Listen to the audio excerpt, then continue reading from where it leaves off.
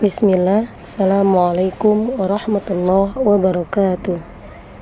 Puji serta syukur kehadirat Allah Subhanahu wa Ta'ala atas nikmat dan karunia-Nya yang begitu banyak, sehingga Allah memberikan kelapangan kepada kita untuk melakukan kegiatan di setiap harinya. Semoga anak-anak solehah selalu dalam keadaan sehat dan mendapatkan keberkahan dari Allah Subhanahu wa Ta'ala. Amin.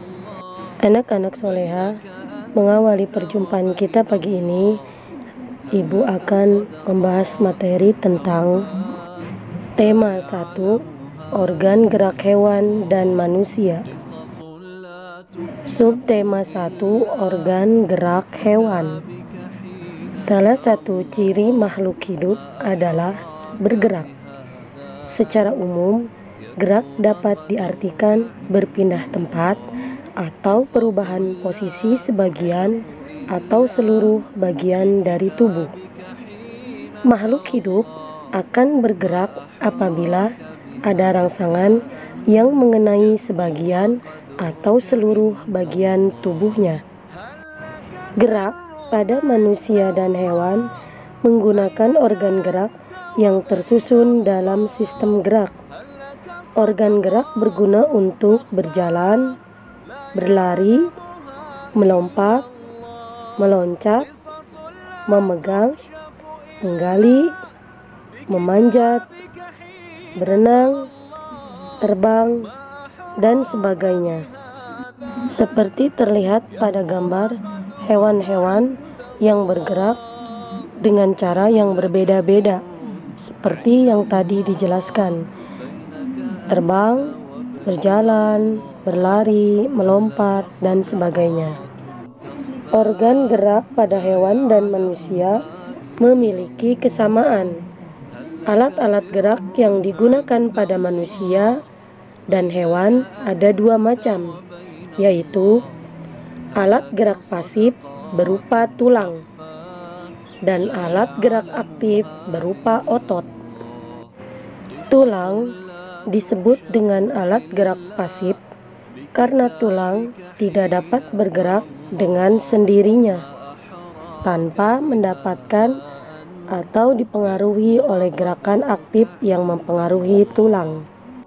Dengan begitu, jika tidak ada yang mempengaruhi gerak aktif pada tulang, maka tulang-tulang pada manusia dan hewan akan diam dan tidak dapat membentuk alat pergerakan yang sesungguhnya.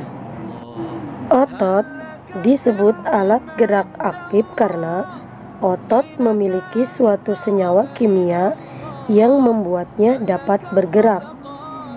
Pada saat otot yang menempel pada tulang bergerak, otot tersebut akan membuat tulang bergerak. Teks berjudul Organ Gerak Manusia dan Hewan terdiri atas 5 paragraf. Masing-masing paragraf tersusun dari ide atau gagasan pokok ditambah dengan kalimat-kalimat pengembang.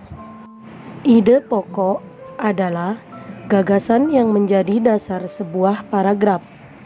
Ide pokok disajikan ke dalam bentuk kalimat utama. Kalimat utama yang memuat ide pokok ini bisa berada di awal paragraf, di tengah paragraf, atau di akhir paragraf.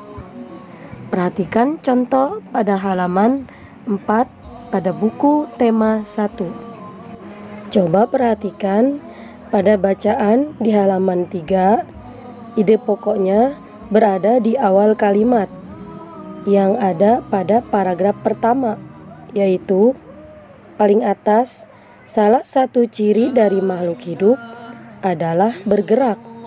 Nah, itu adalah ide pokok dari paragraf pertama. Kalimat pengembangnya atau penjelasnya adalah di barisan berikutnya. Secara umum, gerak dapat diartikan berpindah tempat atau perubahan posisi sebagian atau seluruh bagian dari tubuh. Nah, kalian bisa lihat pada halaman 4, halaman berikutnya. Di situ sudah jelas ya, ide pokok pada paragraf pertama serta kalimat pengembangnya. Berikutnya kalian bisa buka atau bisa lihat pada halaman 5. Mengembangkan ide-ide pokok menjadi sebuah paragraf.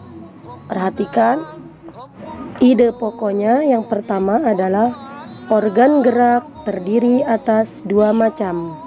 Sekarang kita coba membuat paragraf dari ide pokok tersebut. Perhatikan, organ gerak pada hewan dan manusia ada 2 macam, yaitu organ gerak pasif berupa tulang dan organ gerak aktif berupa otot. Nah, itu pengembangan dari ide pokok menjadi sebuah paragraf. Sudah paham ya? Baiklah anak-anak soleha, untuk pembelajaran kita hari ini Ibu cukupkan. Kalian cukup mencatat poin-poin penting dari penjelasan Ibu pada video pembelajaran ini. Tetap semangat ya belajarnya dan selalu jaga kesehatan. Assalamualaikum warahmatullahi wabarakatuh. Insya Allah bersama kita bisa.